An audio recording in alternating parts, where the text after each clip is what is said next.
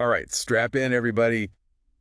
We're going deep today with the next decade, geopolitics, AI, and societal shifts. This report, Whoa. it's massive. Yeah. It covers everything from like an AI arms race to, Yeah. what jobs will even look like in the future and yeah, even AI and nukes. It's a lot. Yeah. But don't worry, we'll break it down. We'll find the good stuff. The stuff that matters. Yeah. So like, did you know there's this Chinese AI, right? And it's like way cheaper than what we've got here. What if the next financial crash Yeah. Oh, isn't even caused by humans, but by AI messing up? it's a real possibility. Let's dive in. Yeah. So AI race, right. It's US and China, Right.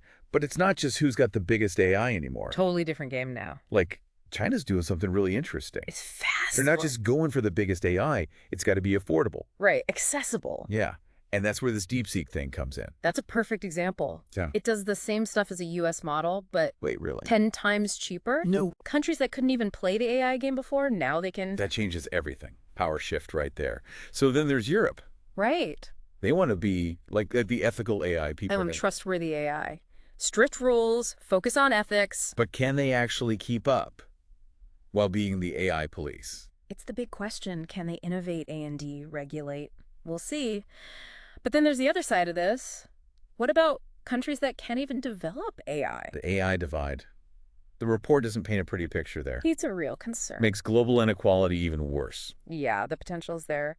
But there are some really cool initiatives, too, in the global south, like Rwanda using AI for healthcare and agriculture. That's good to hear. Okay, but let's talk about something closer to home. Jobs. Everyone's freaking out about AI taking jobs. Right. How worried should we be? Well, the report says, yeah, there's reason to be anxious. Okay. One study says AI could affect, get this, 300 million jobs. 300 million. That's a Yeah. lot of people. And it's not just factory jobs, right? No, not at all. Office jobs, too. Accounting, customer service, all vulnerable. So what are we supposed to do? Well, historically, new tech creates more jobs. The key is adapting. Think about the internet.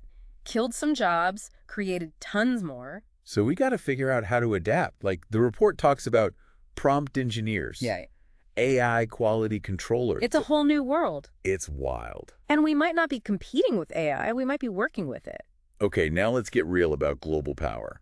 Things are getting messy. Messy is an understatement. The old alliances are breaking down. Yeah, everyone's kind of figuring out where they stand. Right, the report calls them swing states. So like, They're not picking sides yet. Yeah.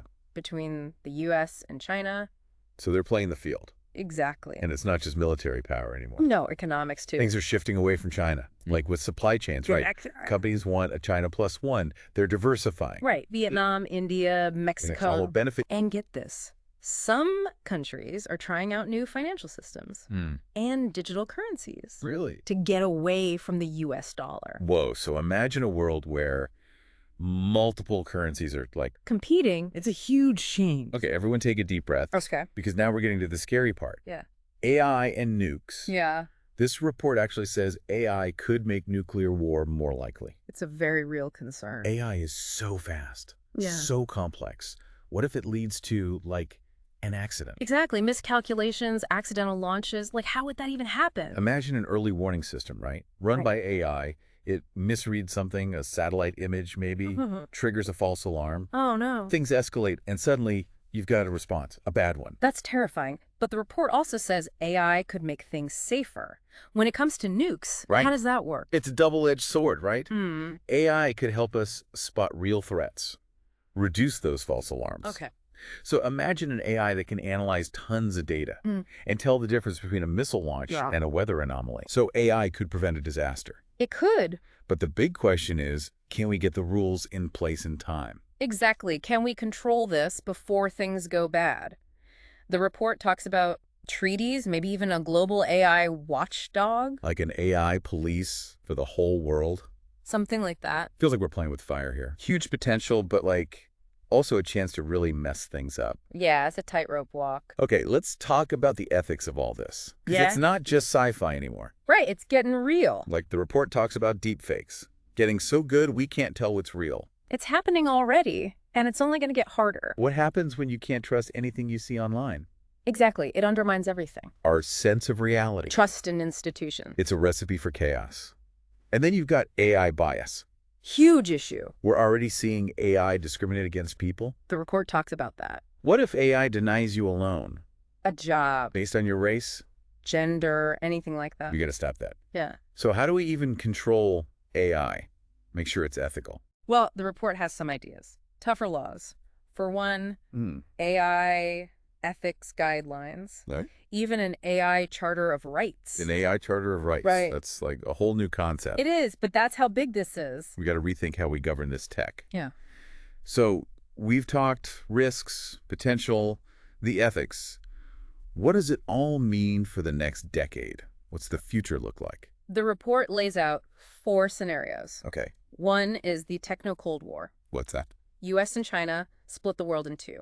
Like their own separate tech things. Exactly. Separate AI ecosystems. So like a digital iron curtain. Kinda, yeah. What would that do to innovation? Probably slow it down, less collaboration. More tension. Most likely. Okay, not a great outcome. So what's the best case scenario then? Well, scenario 2 is AI breakthroughs and global governance. Okay. We get super intelligent AI, Right. but everyone cooperates. Every. Nations work together, use it for good. So we solve climate change, poverty, all that. Exactly. But can countries actually cooperate like that? It'd be tough, but we got to try. Okay, I like that one. What about the other 2? 3 is multipolar AI. Multipolar. No one country dominates. Different regions lead in different areas. So like what? Europe does ethical AI. Okay. India does affordable solutions. So it's more balanced. Potentially. All right. And the last one? This one's a bit darker. Societal backlash. Oh. AI causes a bunch of crises. Like what? Financial crash, mass unemployment, Oh, no. maybe even a war. Because of AI. It could happen. So like AI goes rogue and we all freak out? Basically. That's scary. So out of those 4, which one do you think is most likely? It's hard to say. I think we're seeing pieces of all of them already. Yeah, that's true. The U.S.-China thing is heating up. Definitely. And people are worried about jobs, bias, all that. It feels like we're at a crossroads. We are. The next few years are going to be crucial. The choices we make now will determine which path we go down. This is heavy stuff. But it's also like kind of empowering.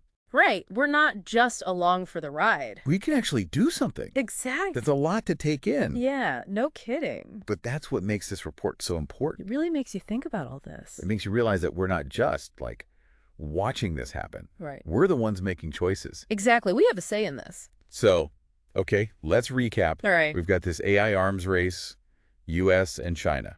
2 different approaches. And Europe's trying to set some rules, all while global power is shifting. Yeah. Things are getting messy. New players, old alliances breaking down. It's a lot. And then there's the whole jobs question. Right. Some disappearing, new ones popping up. And how do we even work with AI? And the big one, how do we make sure it's ethical? Deepfakes, bias, all that. Honestly, it's kind of scary, but I also feel, I don't know, a little bit hopeful. Yeah, I get that. Like we can actually shape this future. We can. That's what the report is saying. It's not just about what might happen. Right. It's about what we want to happen and the choices we make now. The choices we make today will determine everything. So what can we do Yeah. as like regular people? Well, first, stay informed.